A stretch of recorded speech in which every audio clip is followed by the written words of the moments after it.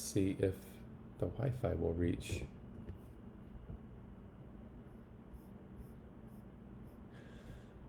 Brilliant. We should be live on Facebook now. My name is Christopher Hansen. I have the distinct privilege of serving at Seattle Pacific University as the Director of Music Education and Orchestral Activities. This is our next episode in our Teacher Talk series. For those that might be joining us for the first time, this was an opportunity that I wanted to create to stay connected to the music education majors at SPU, and it has blossomed into an amazing opportunity to connect with my colleagues and friends from all over to talk about issues in music and education.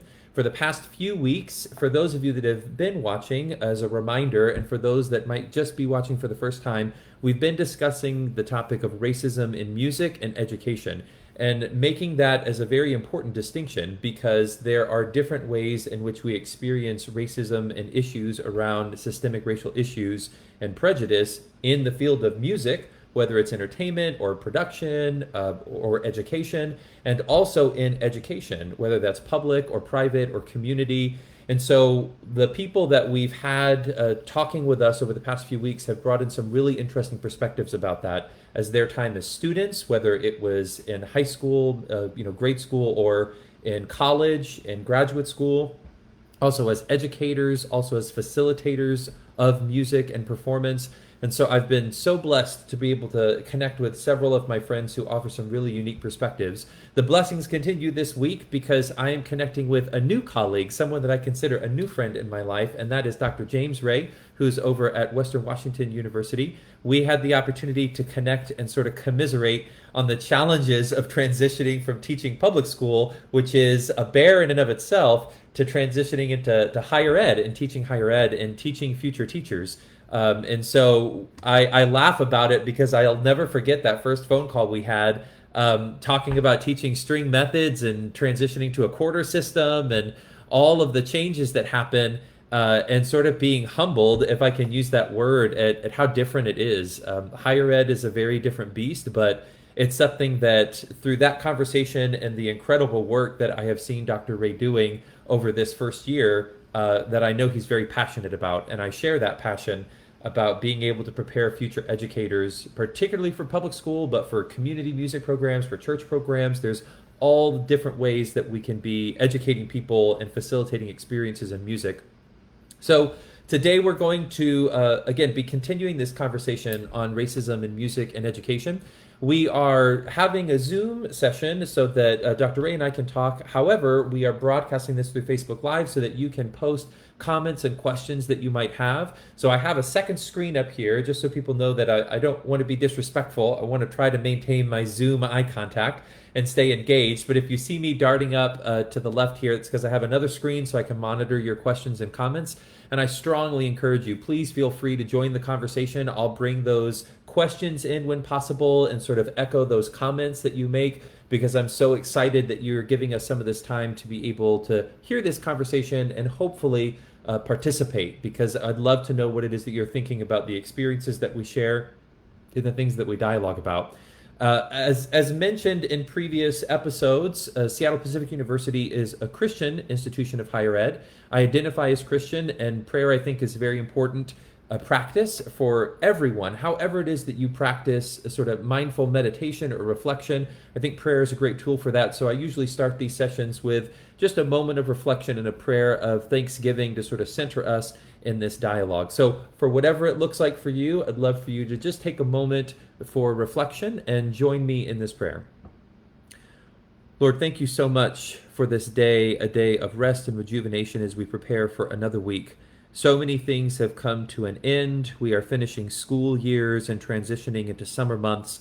I pray that it comes with peace for students, for faculty, for staff, for all of the disciplines in which the summer is a time to recharge. God, I pray that your provision is endless in this time and that we truly find rejuvenation in preparing for another year that you have in store for us. God, we know that there is nothing that we cannot handle without you.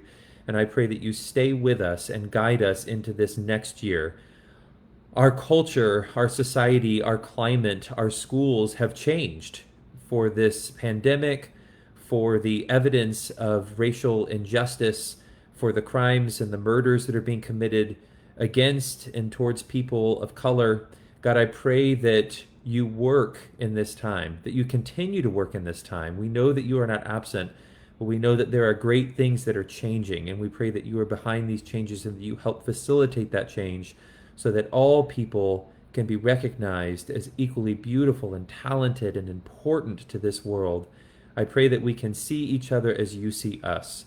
Thank you for this time with Dr. Ray. Thank you for his wisdom and the experiences that he shares with us. I pray that these words go to nourish our spirits and our minds as we continue to push for change and as we imagine and envision new opportunities for each other as colleagues, as students, as friends, as family. I thank you for this opportunity to connect. In Jesus' name, amen. So, again, for anybody that might just be joining us, this week's Teacher Talk is with Dr. James Ray, who's serving at Western Washington University. Dr. Ray, if you can, tell us a little bit about yourself, sort of where you're coming from, so people can know where you're serving now and where you've been in the past. And at any point that is necessary, we'll sort of follow the rabbit trails where they lead us and start into our topic this week.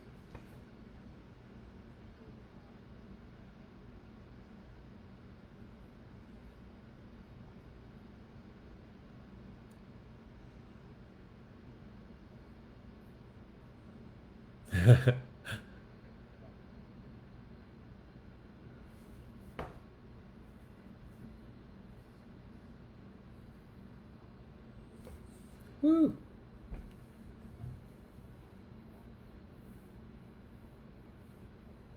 Nice.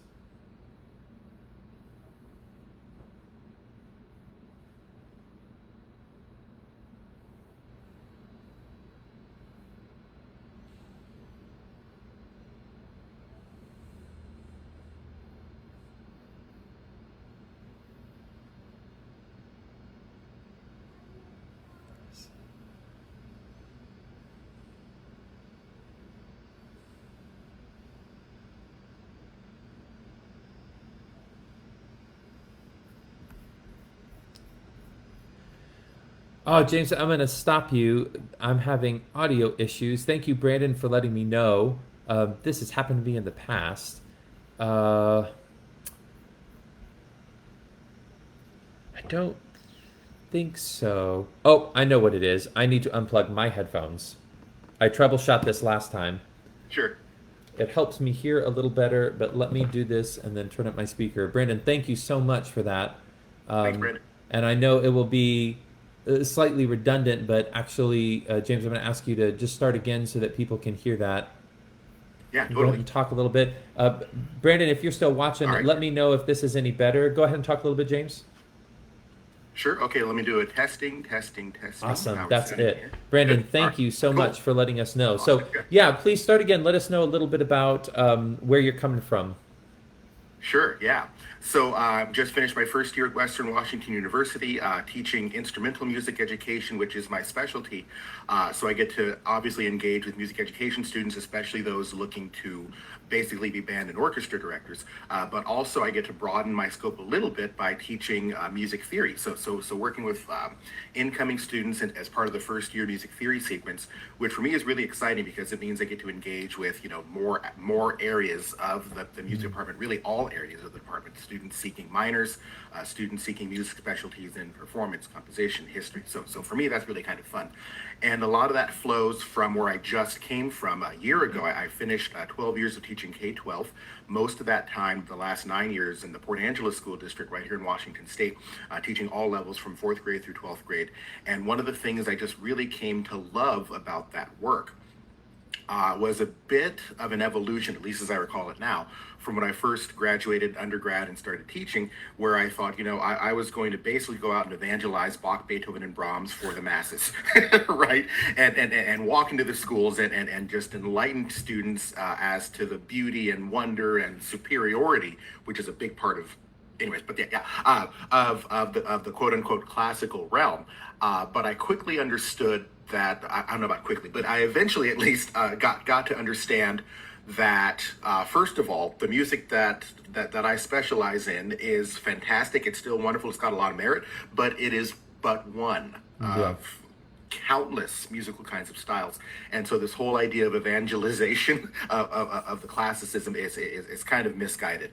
But even beyond that, it became really, really clear that whether you're teaching music or astronomy or English literature or whatever it is, before you're teaching any of that, you're teaching human beings. Yes. And you're using your specialty as a vehicle to kind of help these people, and most of the ones I've taught are the tweens and the teens, as they're in this period of self-discovery, right? Growing self-awareness, trying to figure out increasingly what their place is within themselves and within the world. And so we use whatever our teaching specialty is to kind of help them and guide them along that process. So music became the vehicle through which I teach people rather than me teaching music. I mean, it's Yes, so the emphasis absolutely. changed, right?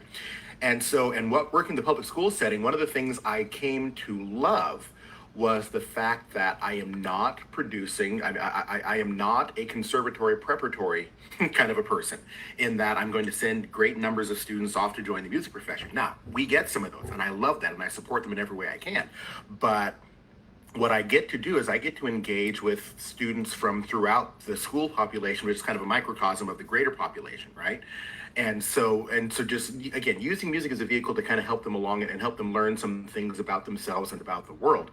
But I really took pride in the fact that students who I would teach would go off and do any number of different things, most of which I couldn't begin to understand. I'm thinking of the students who are going off into science and some of the other things, which just I'm glad we had those people. But what can I do in my role, especially as an orchestra teacher, where I get to literally follow a lot of these students throughout their entire childhood, their entire lives growing into adults, and have those long-term relationships, right? So for me, that's what it started to boil down to, really the building of relationships. And so I'm trying to carry as much of that as I can into my work in the higher ed realm too. It's a little bit different because I really don't have a lot of direct engagement with students who aren't in the music program just because of the nature of my job. So that's been one of the switches in terms of the transition, but at least I get to interact with all areas of the department.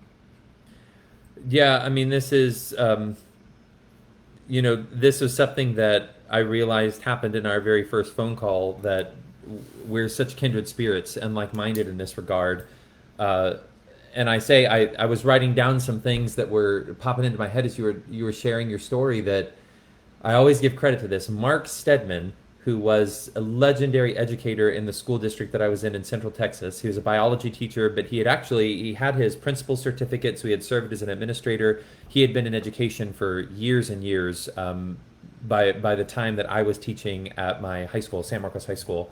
And for several of the people that were watching, I know that they knew Mark Stedman and were either in his class or knew of him. Just a legend in education in Central Texas. And I would frequently go to him for advice, and especially when I was in my first 5 years of teaching in public school. And I remember him saying that sentiment, and it was so eloquent the way that he put it. He said, when people ask me what I teach, my response is always human beings. I don't teach biology, right? I engage human beings in learning, and the subject that we talk about and that engagement is within the discipline of science and biology. But that's not my goal, is to teach biology. And I was so profoundly affected by that, because just about 2 years before I had that conversation with him, I was at my middle school. I taught 3 years at our middle schools as we were building the strings program. And I remember a science teacher coming up to me in the teacher's lounge, and I was, sort of bitter and disgendered like most performing arts teachers, complaining that I didn't have enough money and that the counselors were working against me to not give me more students. It was this typical woe is me situation, and this was probably my third or fourth year teaching, so I was still a relatively young teacher. And I remember I was in there, and she said hi. She came and sat down with me, and I think I was making copies. I wasn't even lunch. And she goes, "Man, I get so jealous of you guys." And I, turn around real quick. "Jealous? What do you mean jealous?" And she's like, "All those performing arts teachers." And I was like, "What are you talking about?" And I go on some diatribe of how hard we have it. And it's not to diminish the significance of that experience and the things that I was struggling with, but something that I had failed to appreciate was that connection and those relationships I had with my students, because she was a seventh grade science teacher. And she said, "I'm jealous because you have your students for 3 years at that point because I was just teaching at the middle school. And I said, actually, I'm going to be, transitioning into the high school. So I see most of my students for 7 years. And she goes, I have 1 year. I have 1 year to impact these students' lives and try to connect with them. And I get frustrated because I feel like I just get to know them and then they move on to the next grade. And I teach seventh grade science. Like that's my discipline. And if I do teach another discipline, if I transition to eighth grade science, I'm going to shift everything to be teaching in that one area. And in high school, it's even worse, right? Because you teach calculus or you teach chemistry or you teach US history. It's so content specific. And yet in the performing arts in general, we have 9th through 12th grade. We have 4th through 12th grade, the way that the jobs are set up. It's not to diminish the challenges that come with those positions because the challenges are huge. It's a very different way of teaching, especially when you're a program coordinator. You're not just worried about teaching one class and you have a department chair that's helping pick curriculum and provide resources and has a budget. You do everything. You budget and you travel and you're doing festivals and you're doing so. It's a totally different beast. There is not a direct comparison. But the significance of recognizing the longevity of our relationships with our students, even if you're just teaching middle school or high school, if you're fortunate enough to have a position that's on one campus and you're not traveling between campuses, 3 or 4 years you're working with your students through the transformative parts of their life where they're really developing who they are. And if your goal is to teach those students music, if your goal is to just get them to play their instrument, not only do I think there's this lost opportunity, but I think, and this is a powerful statement to make that I think a lot of people would argue, but at least from my experiences and perspective, I think it's a disservice. I don't think we're doing what we should be doing as educators, not music educators, not segregating us, but as educators. If we have the benefit of working with a student for 4+ years, that same student, to not be tracking change and growth and promoting positive human behaviors, right? Of teamwork, collaboration, self-confidence, reflexivity, like developing good human skills for them and only worrying about whether or not they can play measure 5 right or they can shift into fourth position or if they're still working on thumb position or, like those are great things, but that's our tool to engage those humans in learning rather than it being the goal. And I fear that, I mean, there's so many books and so many scholars and so many programs, they get so caught up in the content, knowledge, and skills, which are important. Mm-hmm. But there seems to be a few instances where you can really point at the goal of this program, wherever, performing arts, or if it's health and human performance, or if it's history or whatever. The goal is for us to really talk about the significance and philosophy behind education and what learning and teaching are. It's always a class in the School of Ed or a seminar or something, I don't know. It really speaks to me that you share that because I've had the exact same experience of rather late coming to that realization of, I have a student that's homeless and I have a student whose parents are going through divorce. I have another student that just found out that they're pregnant. I have another student, these are real human issues that I'm dealing with. The piece we're preparing for contest does not matter. It doesn't because that's not not that student's future. And I shouldn't be dictating that. Yeah. Well, I mean, I think you've absolutely hit it on the head. I mean, because of just the period of life that these people are in, they're going to be hit hard with a lot of life, right? From which many, but not all, have been kind of shielded through their earlier parts of their childhood. Yeah. And that's important to remember, not all, because there are some who are coming in with all kinds of experiences that will break your heart, right? But even so, there aren't just the lows, there are the highs, right? There is the student, there's a student, this is kind of staying within the academic realm. I had a student once, a senior, who was really teetering on the edge of, do I graduate this year or do I not? Wow. Right? And so the student walks in one day to rehearsal, which is at the end of the day. So this is kind of like the students are just kind of done, right? They've just, it's the last class of the day, they've checked out. But the student comes in and gives me a plain M&M. can't stand plain M&Ms. I mean, we can have a whole other conversation about that. But kid gives me plain M&M, and I say, okay, thanks. And of course I eat it because I'm polite. But anyway, but then the student says, yeah, and I don't remember exactly what the situation was, but the point was the student said that I'm in this academic recovery class, and every time I turn in an assignment or I complete a paper, I raise a grade, the teacher gives me a pack of M&Ms. So, oh, okay. So over the next few weeks, I mean, this is like, I think early or late spring. Every few days, a kid comes in with an M&M. And I realized what each of those M&Ms was really symbolizing. Each of those M&Ms meant that that student was one step closer to achieving their goal of actually, passing this stuff and completing high school. Yeah. Right. And so, I mean, again, I think about the highs too, not just the lows that our students experience. So, I mean, even in that, kind of like you're saying, the fact that I got M&Ms today, the fact that this kid walked in and gave me an M&M is way more important than the fact that I want to focus on the rhythmic integrity of this section right here in the Yes. You know what I mean? Yeah. It really puts those things into perspective. And I think that's what those of us who really are paying attention to what's happening in our work and in our field, I think those of us who get that are the ones who are going to leave the lasting impacts on our students. Yeah. Right.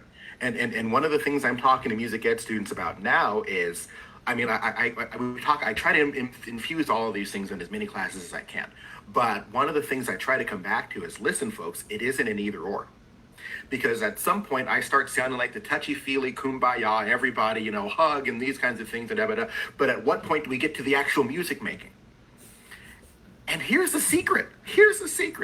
When you understand that you're working with human beings, when you are clear about the fact that you care about them beyond the fact that they are pumping up your numbers so that your program is protected, when they see that, I mean, that creates a bond. That creates a trust. So that when I tell that violinist that their second finger is just a little too high, they know where I'm coming from. They know I'm not just standing there nitpicking their second finger. They understand that I am about their success in every possible way that entails. So they're more likely to fix the second finger. Yeah. The cello section is more likely to listen to the second violins because they understand, for me, it's not just about the music. It's something much deeper than that. So I try to explain, at least from my experience, when you emphasize and prioritize those relationships, those human building characteristics, that instillment of mutual trust, you actually get to deliver the goods as well, right? Because the students will run through musical walls because they trust you. Yes. Right? Because they trust you, they know you trust them, and that you freaking care beyond this next contest. And care about them. I mean, not that you're not already expressing that, but I think it's difficult even when I talk to some of my own students. And there's no condemnation in this. This is just one of those, I think it's a maturity issue. And I feel like that sounds overly judgmental, but there's a difference between and I've got to be careful. I use very impassioned phrases because I really do see it this way, because I don't want to disrespect any of our service men and women and veterans. But I talk to a lot of my colleagues and describe myself as a veteran of public school because it's a war. I mean, I really do see it that way. There is this incredible battle for the future.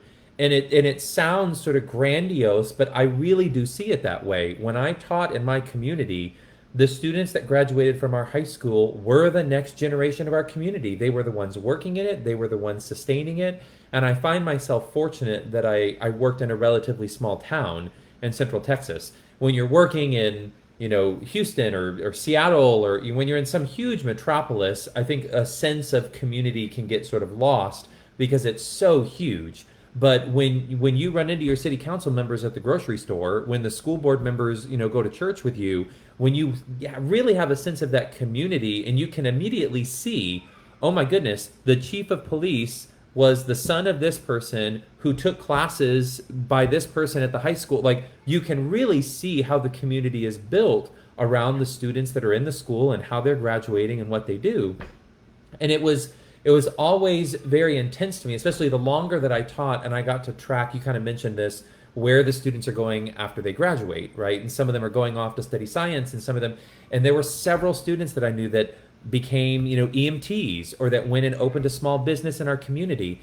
And it was incredible to see that impact. And every year it pushed me further and further to recognize I need to care about these students because they are building the world I'm going to live in.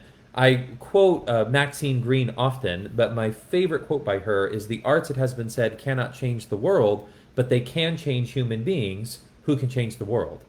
And it really shifted my perspective of my classroom. I want it to be about creativity and problem solving and endurance and hard work and, measuring outcomes and understanding we're going to pass it out and sight read it, and here's what we sound like on day one, and we're going to do the hard work, and we're going to be critical, and we're going to be strict, and we're going to get to the concert or to that outcome, and we're going to be able to measure growth. We're not just going to say, okay, you did it, but we're going to say, here were the achievements, and like the performing arts have a really unique ability to do that in education.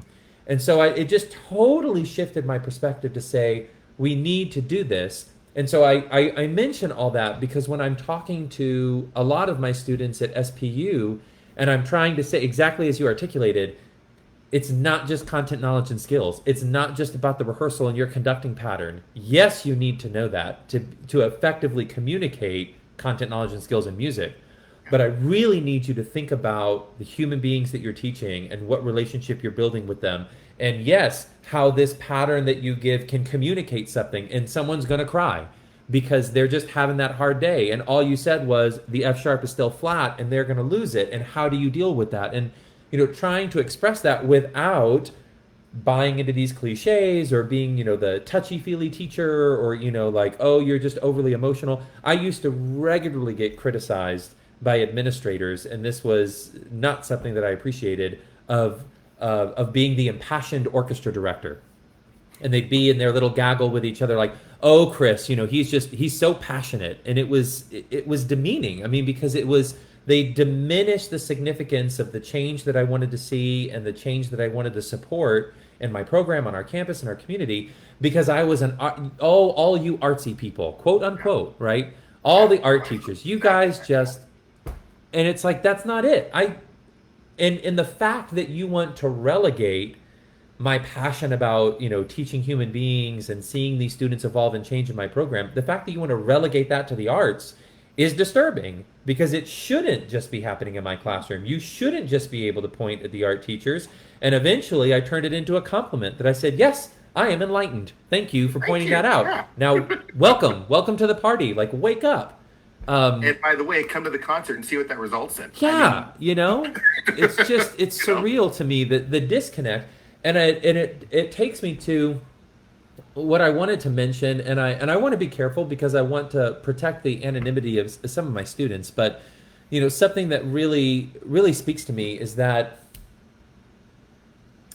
So I'm trying to be careful because I still know a lot of these people, and I really don't hold. I'm a firm believer in.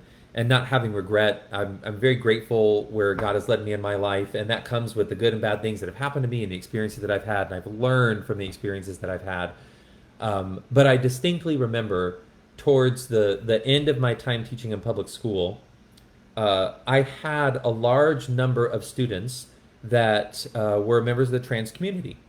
I had a large number of students, and I was learning so much from them and sort of advocating for them and for supporting them, and going to the administration to talk about, uniforms, and when we traveled as a group, like how housing worked and how rooming worked and what the needs were of my trans students as well as my cisgender students, and like learning that vocabulary and becoming an advocate for them. And I say them meaning just being an advocate for my students, period, which is what every educator should be doing, regardless of your own convictions, of your own beliefs. When you're teaching in public school, there's this heightened sense of responsibility for democratic education, for that, the plurality that exists in our communities, to be able to see and appreciate every single student as an individual and serve them equally.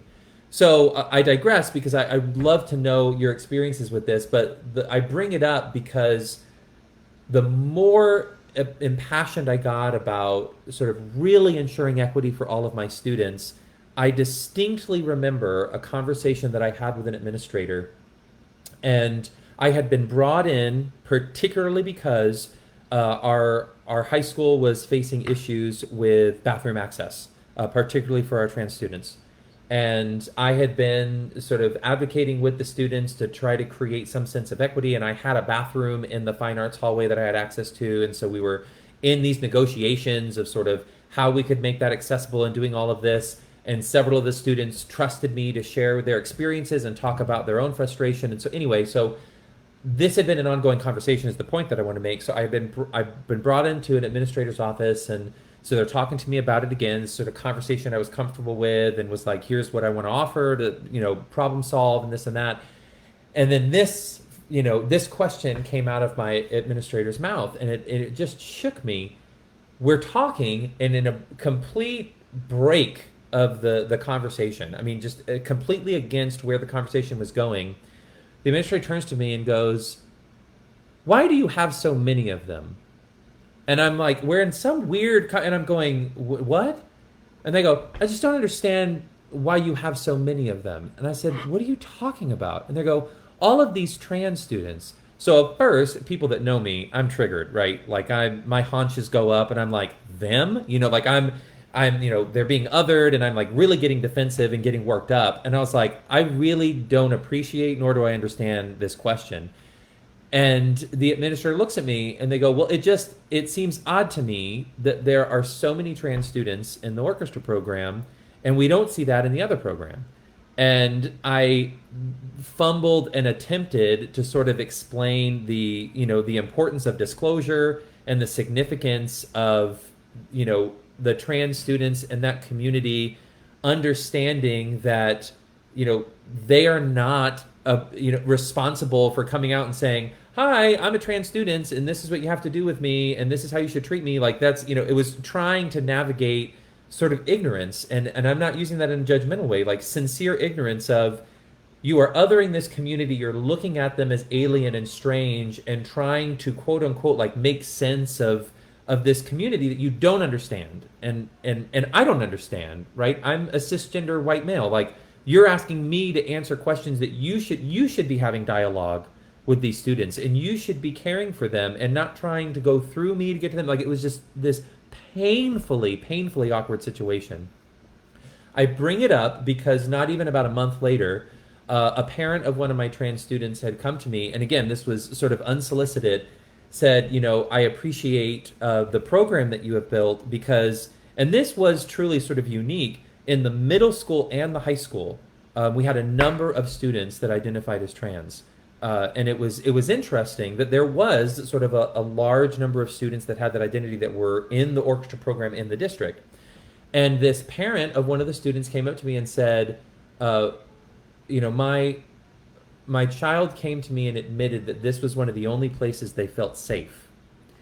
And it just blew me away because, and I promise there was a point to this, because I had never, I wasn't teaching to teach trans students, right? I wasn't looking for the opportunity to teach trans students. I was trying to teach all of my students with equity. I was trying to teach them responsibly. I was trying to guarantee their inclusion. That was my goal. It just so happened that in doing that, as you just pointed out, there was a culture of acceptance and of care and of passion. And what ended up happening was students were attracted to that, particularly students that had been marginalized, particularly students that did not feel safe either in other programs. And again, there is no judgment. This was just the reality of didn't feel safe in other programs or other parts of the school or with other faculty. It was never an intention of mine, but it created a culture in which students felt safe. And ultimately, I still to this day tell people, I think it was one of my greatest achievements, is that there was a parent that said this was a safe environment, that students felt like they could be here. And any of my students will tell you, I was strict, right? I mean, I jump on them about intonation and shifting, and like we ran a strong program that had the same standards as all other programs. I didn't sacrifice musicality. I didn't give up on repertoire. I didn't have to give anything up, but I taught the human beings in my classroom, and everybody was equal. And that ultimately, as you already pointed out, not when I first started, but ultimately was my goal. And so trying to share that with future educators, especially in the climate that we're in right now, with the murder of George Floyd and the incredible events that we're seeing, trying to communicate that to students that may or may not have those experiences, might not have that background, has been difficult to say the very least, to try to get them to understand, yes, content knowledge and skills, but as you, I love your phrase, just building relationships and Yeah. what that means. So I'm going to stop talking. I'm sorry I'm talking so long, but No, this is it's great. bringing all of this back to me, of these experiences that I had, and I love your idea of the idea of relationships and how significant that is. You're right. Relationships, and it's really so. I have spent um, a long time, I think, both consciously and unconsciously studying the system. Yes. And what I mean by that is, as I was coming through school, I was setting goals. I was thinking about the things that I wanted to do, and I wanted to be successful in whatever success meant to me at any one of those points in time. But there are rules through which you are allowed to walk through certain doors. Yep.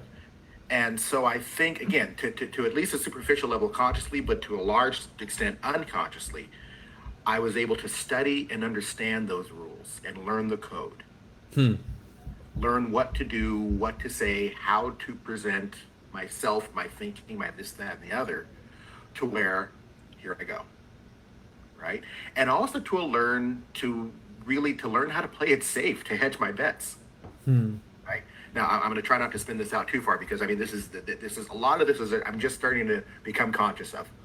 Um, there is a code to being successful in a world, in a system at the core of which is basically straight, white, male, heterosexual dominance. Yeah. I mean, basically. And the extent to which you don't walk through the door fitting any part of that demographic, then the code or the systemic makeup is is going to work against you, not just by happenstance but by design, Wow. Yes. right? And so I was able to absorb a lot of what those rules and what those codes were, and therefore graduate high school at a high level, go to and get through college, enter the world of classical music. And I'm using the word classical music in its general Yeah. sense, Big not C. Yeah. big, yeah, I mean, not obviously Western art music, but that's a lot of syllables, right? And so I understand that very, very, very well. And to this day, I still value the field that I've chosen. I love my musical specialty. I love being in this world. But I'm coming into a realization that the successes I've had has been in large part to my ability to understand that code, Yeah. right? And I say this all the way through, the end of my formal education, in my doctoral studies.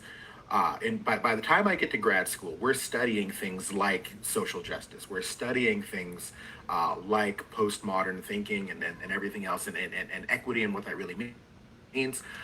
And I knew that if I were to pursue an emphasis which really highlighted those things, I would face headwinds, Yeah. Absolutely. especially as a black guy. And we save it for grad school. Right. That's what I don't Oh, get. well, there's a whole nother, well, although to be fair, to be fair, I had two early experiences in my education that, as I look back and think, were really kind of my first steps into really starting to think about these things. Um, one of the first of which was as an undergrad, in fact. Yeah. It was either my first or second year when I went and I looked through, again, I know the system, I know how to play the game, and I know how to check my catalog at my university, because the university catalog says if you do these things you will get this degree. Yep. And so I was extremely good at being my own academic advisor. And I don't say that to compliment myself, I just say that to Yeah. illustrate I learned the system. Yes. And so now I have to take one of these courses in this little box here. It literally was a box where you pick one of these courses. And one is, gosh, I don't know what classes are open. I don't care about any of these. Just give me my music degree. Fine. I'll take Introduction to Cultural Anthropology. Having no idea what the heck that meant. No, I didn't know, and frankly, I didn't care. It was Yeah. a box to check. Yeah. Right? And so I walk into this classroom, and this is the first time I'm really hearing targeted language about what you called plurality, about this universality of the human experience, but also particularity. I'm not putting that together Yes. correctly, of the human experience, which is to say that everyone's culture is not a thing that needs to be massaged and weaved and assimilated to some fake ideal. Yes. Every culture is valuable in and of itself on its own terms. Yes. Wow. It's the first time where I heard someone actually explain that race is a social construct Yes. and not some innate grounds upon which differences are just naturally Yeah. occurring. It's not a measuring stick. Right, right. So to be fair, I was getting some of those messages in my undergrad class, and in a course on world music and then these other things. But anyway, so as I follow through now I'm at the doctoral level. I'm finishing my dissertation, and I'm researching a topic that is really exciting to me. That remains really exciting to me. But I understand that if I want to push against the hegemony, I could, and I could probably do okay, but it would just be hard because the system's set up. So I didn't. I chose a study that was safe, right? But that doesn't. I mean, okay, and I guess I'm painting it in a worse light than I should. I really am proud of my work that I got to do, and I want to continue considering or things. But I understood that if I don't want to have eyebrows raised, then there are certain things I really just shouldn't bring up. There's certain elephants in the room that I need to kind of skate my way around, right? Because I don't want to do anything to derail my progression Yeah. towards whatever my vision of success is. And it's only just now as I'm starting to really think about these things critically that as I do reading, I'm a black guy, but I went ahead and read White Fragility. I Yeah. read it because I live and I walk in a world, both generally and specifically because of my field, that is predominantly white. Yes. And so I thought it was valuable to go ahead and read what a white person was saying to other white people about about the structural superiority of whiteness, Yes. right? And the problems associated with that, and the fact that it's not just a byproduct of our current systems. It is at the heart, it is by design the driver of our current systems. I mean, going all the way back to the slave trade and even before that. So I mean, seeing it put in those terms has helped me put a lot of my trajectory in a much clearer perspective. Gave a lot of language to the things that I think I was kind of aware of, but didn't necessarily follow through in terms of bringing to my active consciousness, Yeah. right? And I'm kind of talking in circles right now. But anyways, but and I honestly, oh yeah, right. So this honestly, it relates back to your experience with that question that principal asked you. You said it very well when you said that as soon as the principal asks that question, the principal was now othering Yeah. those students. But the principal was also reflecting the system as it has been designed. The system as it has been designed says, among other things, you are not normal. You are not. You are farther from the ideal than you need to be. You are something outside of a complete human if you do not identify as a cisgendered heterosexual, Yeah. because the system doesn't recognize that, right? The social, the political, the economic says that unless you are cisgendered heterosexual, there's something off about you, Yeah. right? And so I mean, and so part of that is, okay, well, what can we do to assimilate you into this, right? Which is where we get the closetedness and everything else, right? But I mean, the same thing applies to gender. Even among cisgendered people, right? And that's where sexism comes in. The same thing applies to ableism, Yes. and fundamentally the same thing applies to racism, especially racism. I love Trevor Noah has been mentioning this, and I wish I knew the first reference to make, but many black scholars and my good friend Dr. Shana Masheko had been on here and referenced this. When we talk about systemic racism or systemic prejudice, it's funny because there are these people that are saying, the system is broken, the system is broken. The system works. It works really Yeah, well. It does yeah, exactly what it was designed to do, to right. protect white supremacy. And I hate that that word has become so socially charged that Hmm. people are immediately thinking of like a neo-Nazi skinhead with a swastika on their arm. And white supremacy is so the D'Angelo's book White Fragility is just brilliant. Yeah, And one of the things I think she does very well is reframing white supremacy, that right. it is not this neo-Nazi movement, like that is a thing in and of itself, but the idea that white is somehow better than the Yeah, value that we place on race being a complete social construct.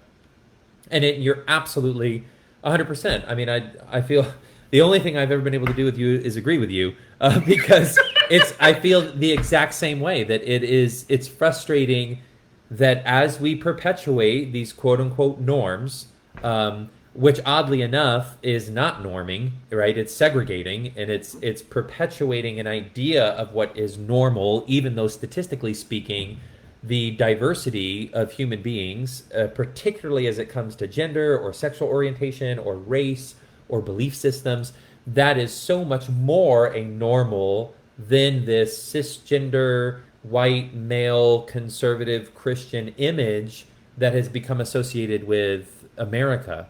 right. I've Well, been very interested in the controversy now of sort of nationalism and social and cultural identities, and how we're starting to blur those lines, that yeah. America's a white country and it's a conservative country and it's this or that. And it's like, this is a rhetoric, but the realities are different when we're really looking at diversity.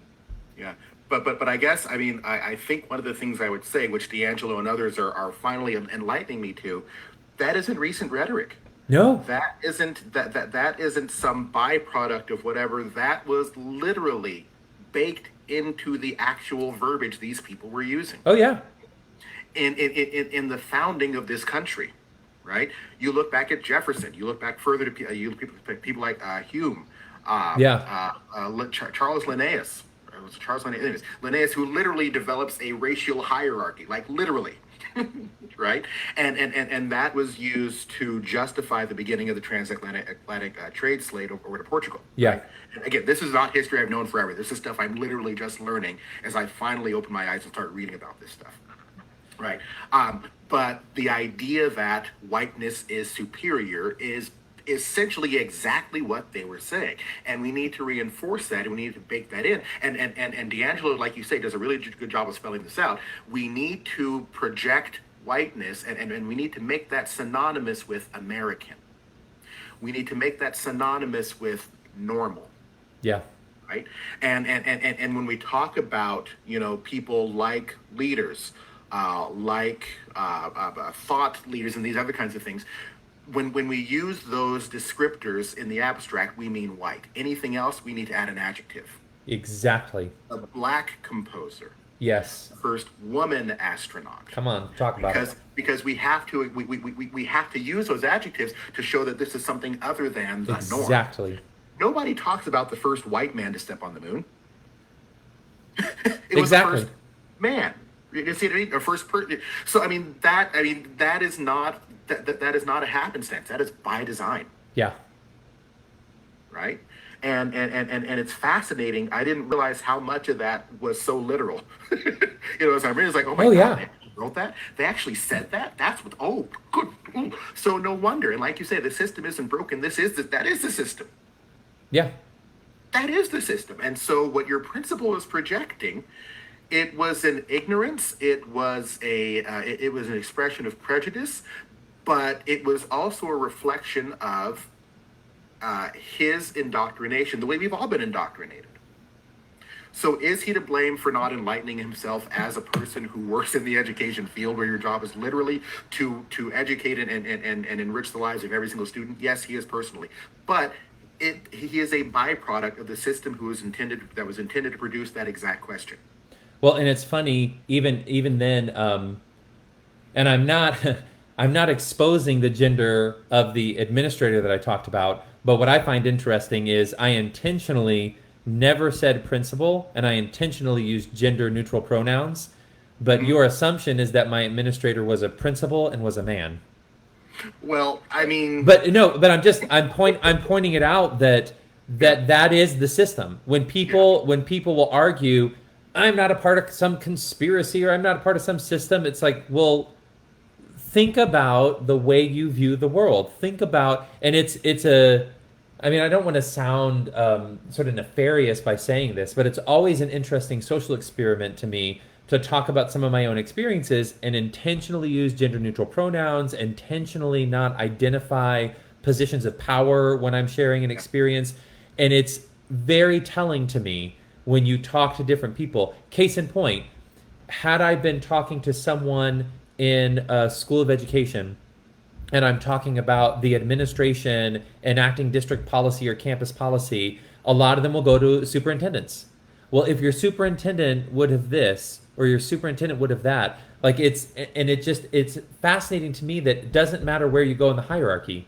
There's always someone one step up, and that someone is usually a cisgender white man. Like it's always, and that's my point. Like, yeah, you know, it's always, it is a system, and even when we see diversity, you know, that is injected into the system, and I use that as sort of this aggressive, like, as you pointed out, we get to add all of these adjectives to celebrate. We have a black female principal. We have a, you know, they celebrate that, but the system is still in place to make that othered, to make yeah. that outside of the norm, and it's just, I mean, it's frustrating to say the least.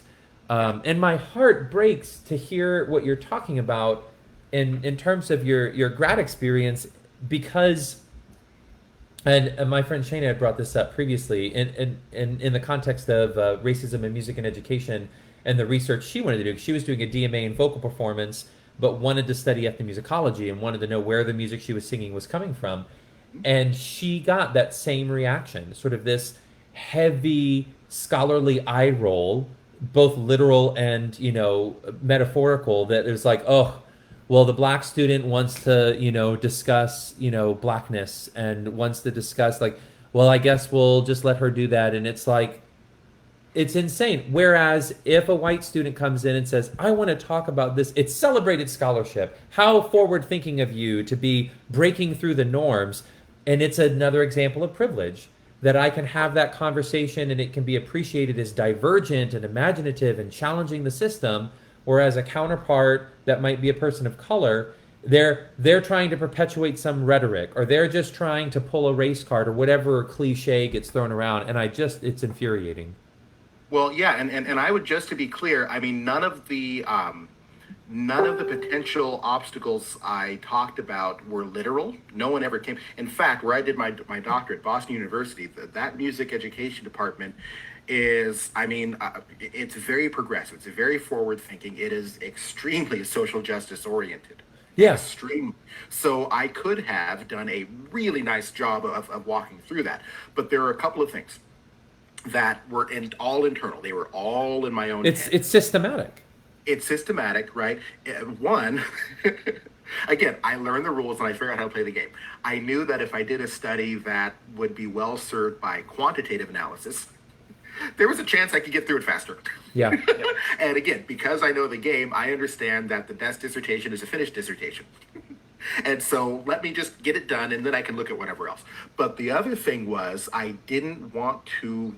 I've had a pattern over my life of never of actively working to resist any kind of pigeonholing. Yeah. That if I were to follow some of these things that I'm now starting to really think about, and make that kind of the first step in my public scholarship, so to speak. Oh, great! It's the black guy talking about multi diversity and this, that, and the other, right? I didn't want to invite those eye rolls.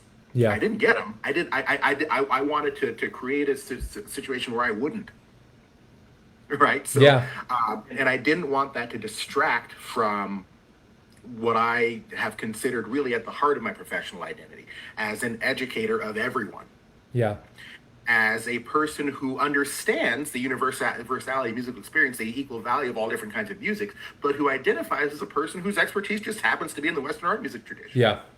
I didn't want to draw away from that as my professional identity, right? And so, and that's not, and I guess you could say, so I purposely kind of ran away from that as an area of emphasis. Well, and to add clarification, because you're right, I don't want to give some misconception that I'm criticizing your alma mater. That's not Oh it no, at no, all. no, no, yeah, To me, I what I'm hearing, and it's a conviction for myself, is another example of white privilege. mm-hmm. Because when you talk about that experience and coming with that anticipation of reactions, or just knowing that those types of reactions exist, whether or not it's at the institution that you're at, Mm-hmm. I would argue that that is something that you're carrying with you as a person of color that I don't carry with me.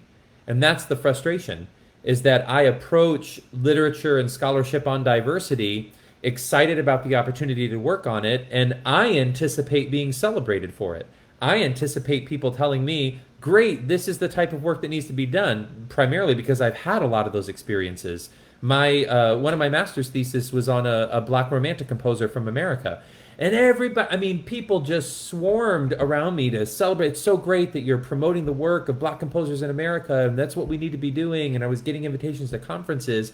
And without sounding braggadocious, it was one of the greatest things I feel like I was able to do in my grad work. I wrote the New Grove American Dictionary article on this composer. Edmund Yeah, Dede was not in the American New Grove Dictionary of Music. He had been left out. And I was like, this is a significant thing. And I got to do it. But the fact that I was a young white musicologist and that I was doing this work, I know that that was a part of it. I absolutely know that that was a part of it.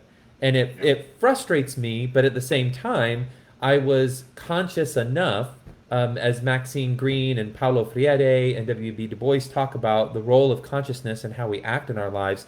I was conscious enough to recognize the significance of that professional opportunity that was being extended to me.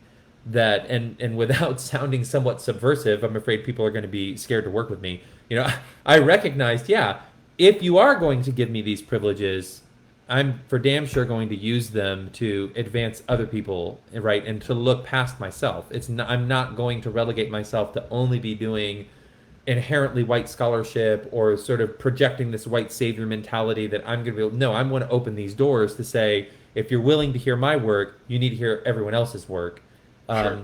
But it's just, it's, for me, it's a perfect example of how that system works, that it would instill in you that even if it's just a hesitation, something that you would experience at that level that I never had to worry about. Yeah, Yeah. yeah, yeah. And it's crazy too. Several people that have been watching this, I had an extended conversation on this with my friend Shayna. But I'm so blessed that I attended an HBCU for my undergrad, and so it was interesting in the idea of black scholarship was something that was inherent in all of the courses that I took. Mm-hmm. It had been, to a certain extent, it had been normalized in my undergraduate education. That was expected. Every class that we walked into, whether it was government or philosophy or psychology or if it was math, even, I mean, there was a presence of black scholarship. It was something Sure. that was celebrated and that was brought into every class. And I never felt that it was like I was browbeat with it or something. It was never something that was overt. It was just something that we are going to be diverse in our approach to all of these topics. And Yeah. again, there's no judgment to other institutions that do it differently. But I feel very fortunate that I had more of a culture shock leaving my undergrad, coming from an HBCU, and then ultimately matriculating into a state institution for graduate school, Yeah. where it was then painfully evident to me because I'm taking these graduate level music history courses and such, and I'm going, why are we only talking about the white composers, right? Because that my undergrad had said, here is diversity and here's what it looks like, and then I'm in grad school going, but what about these? You know, like so it was surreal because I had arguably a flipped perspective that my Sure. undergrad was very liberating intellectually for me, particularly as it comes to race, and Yeah. then getting into grad school at a larger state institution.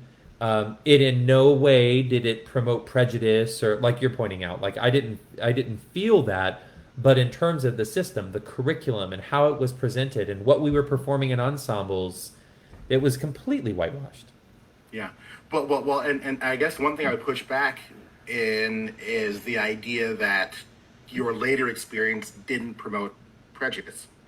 Hmm. And that goes to the idea that there's no such thing as neutrality.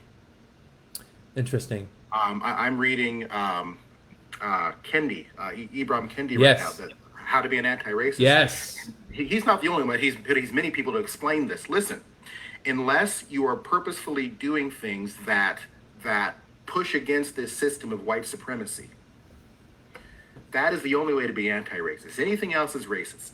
Nice. Obviously, overt acts of racism are racist, sure, but also this presumption of neutrality, this silence, Yes. right? This not racistness, right? Because what it does is saying, I'm not going to say anything. Well, the problem is the system is saying something. Yeah. The system superiorizes, that is not a word, wow, superiorizes the essence of whiteness. Yeah.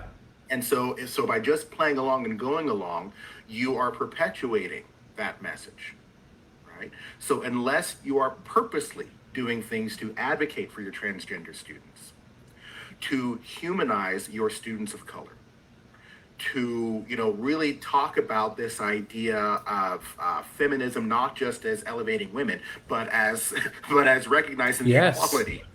That's not what right? Yes. Unless you're actually doing those things, it is racist, it is sexist, it is homophobic. Yeah.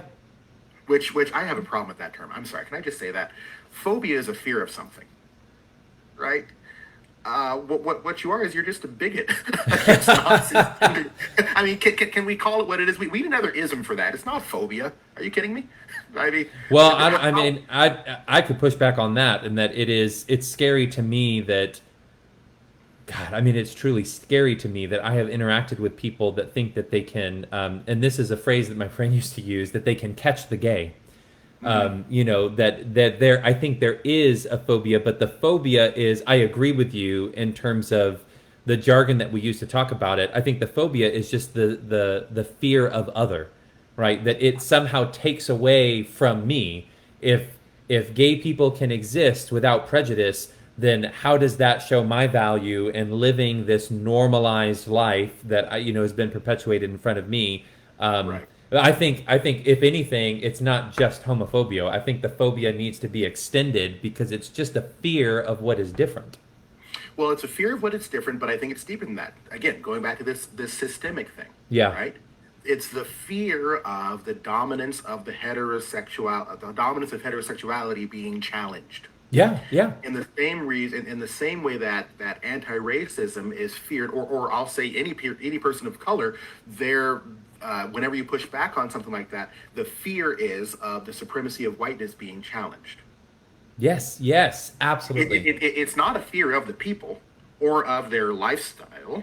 It's a fear of the challenging of the systemic status quo. Because I mean, I forget who is it, but they basically someone who I was reading just a little bit ago talks about the fact that this idea, because racism is a construct, because gender superiority or inferiority is socially and culturally constructed, Yeah.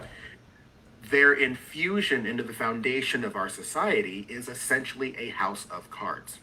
Oh, absolutely. And so when you push back against those things, you're shaking one of those cards. Yeah. And you're threatening for the whole thing to come crashing down to the detriment of the people who have, or of the groups who have benefited from it. So that is the fear. Yeah. Right? It's not the fear of homosexuality or of blackness or if that's not where the fear is located. It's a fear of threatening the system that has absolutely been designed to privilege white, straight males of economic wherewithal. That's in there too. It's True. classism. Absolutely. Also, Absolutely. right? So I mean, that's where the fear is located.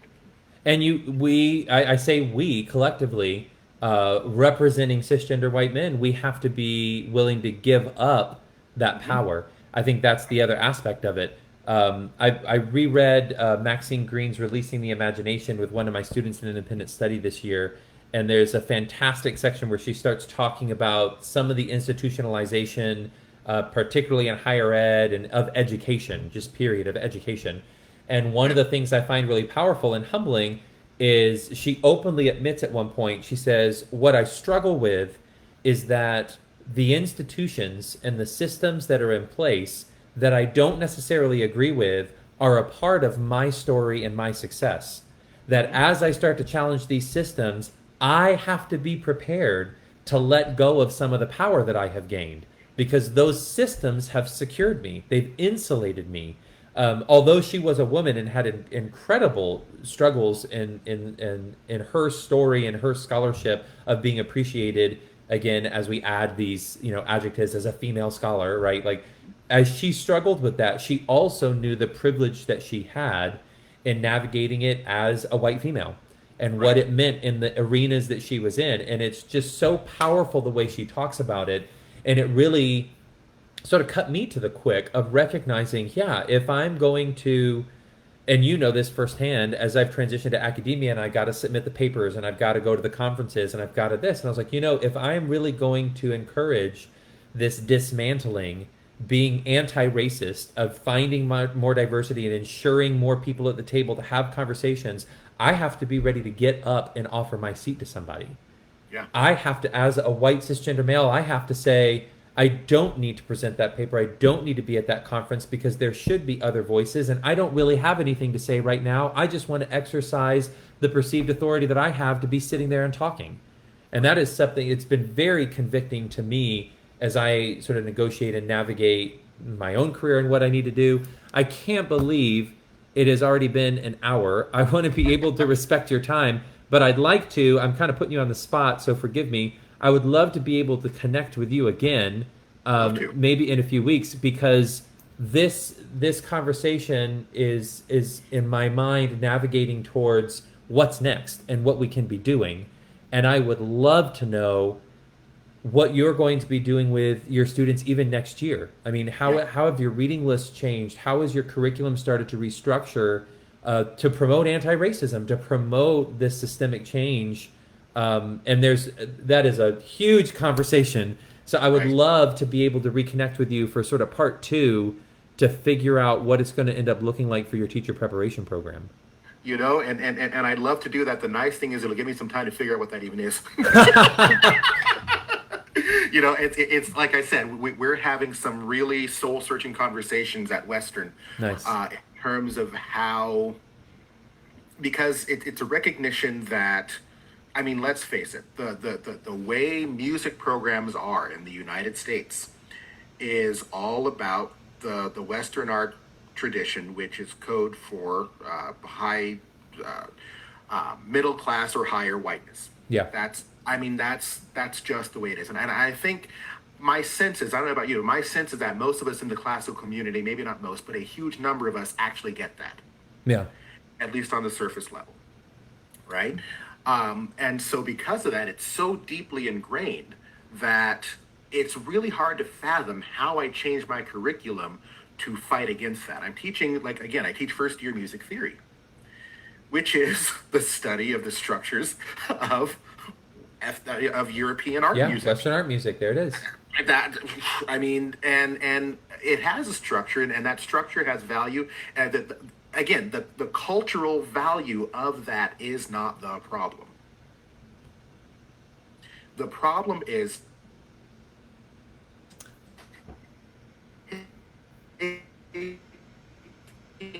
Oh no. Dr. Ray, you're breaking up a little bit. I think the signal's getting a little weaker. Hopefully it's still broadcasting.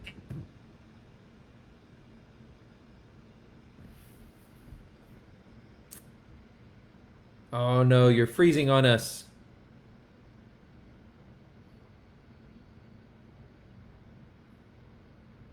Oh no! What a powerful place for it to freeze.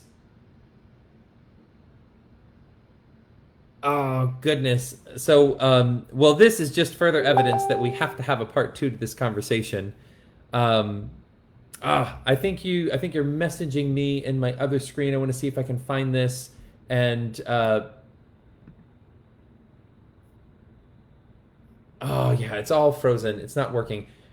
Here's what I will do, James. I'll probably give you a call here in a second and see if I can connect with you because I'm not getting anything from you right now. But if you can still hear me, hopefully you can. Thank you so much for starting this conversation with us. I'm so incredibly grateful for your time and your wisdom and the experience you're sharing with us. I definitely want to be able to connect again for a part two that allows us to continue this conversation. I'm not sure what is happening, but I will end this, and I'm going to reach out to you in just a second, just to see if we can organize a date to continue this conversation, because we need to hear what that problem looks like. You were just right at the pinnacle of such an awesome point. So thank you again and again for being here, and I am so excited to have a part two to this conversation. For everybody that's been watching, as I've done with the previous talks, I will go ahead and upload this to YouTube.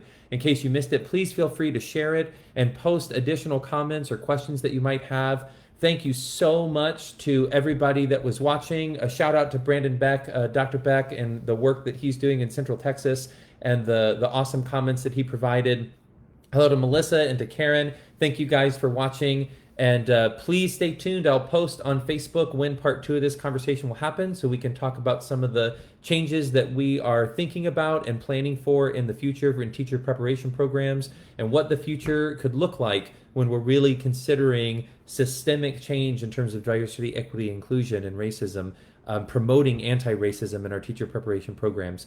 Again and again, thank you to the incredible work that Dr. James Ray is doing over at Western Washington University. So happy to be able to broadcast to you guys. Tune in for next week. I'll announce who our next conversation will be with. If you have any suggestions, please leave those in the comments as well, or send me a private message. I'll look forward to connecting with you guys in another week. Stay safe and stay healthy. We'll talk to you again soon.